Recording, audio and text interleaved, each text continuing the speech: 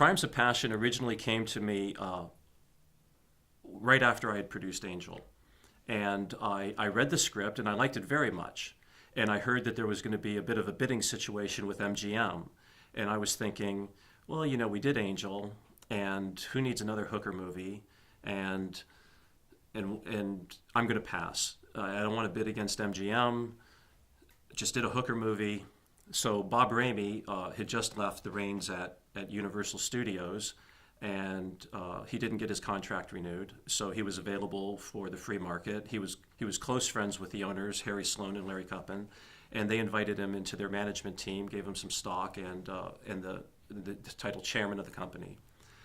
And he called me into the office and said, you're our number one producer here, and you're making our hits, and we really want to get in business with Ken Russell. And I told him that, you know, a hooker movie, who needs another one? And then he said, well, you know, at Universal, we built the company. Well, the company was built off of the likes of Dracula and Lon Chaney, and for years and years, Universal Studios was known as the horror studio. So he actually says these words to me, that New World Pictures could make its mark as the producer of Prostitution Fair. And I'm kind of shocked. The man's a deacon in his church. These are the last words I'm expecting to hear from Robert Rehme. But nonetheless, I had done my homework and saw the Ken Russell movies and thought, what a treasure it would be to be in business with this man. If you guys really believe that this movie can work, I'd be happy to sign on.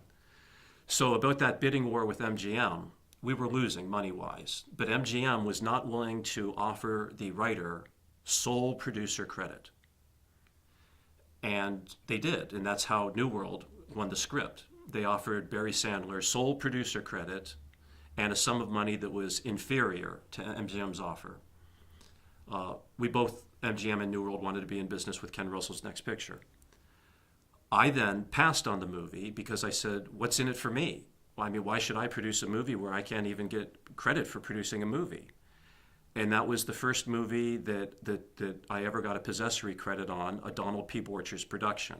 And that was how they baited me back in. They said, well, if we give you the credit, a Donald P. Borchers production, and if you get a co-producer credit, then the only thing you'll lose out on is if the movie ever wins an Academy Award.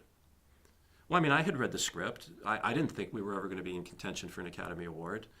By the way, the writer, Barry Sandler, is a great writer, and he wrote a great script. But there's certain elements in a script you would need if it's going to be considered for an Academy Award.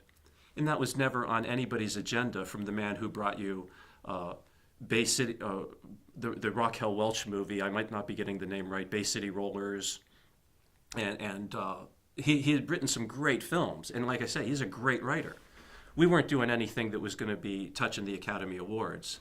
Although the postscript was that Kathleen Turner did win the New York Film Critics Best Actress Award that year. So her performance was acknowledged. So here we are, getting off to the races, making the movie, and I get my first possessory credit, and I'm pretty excited.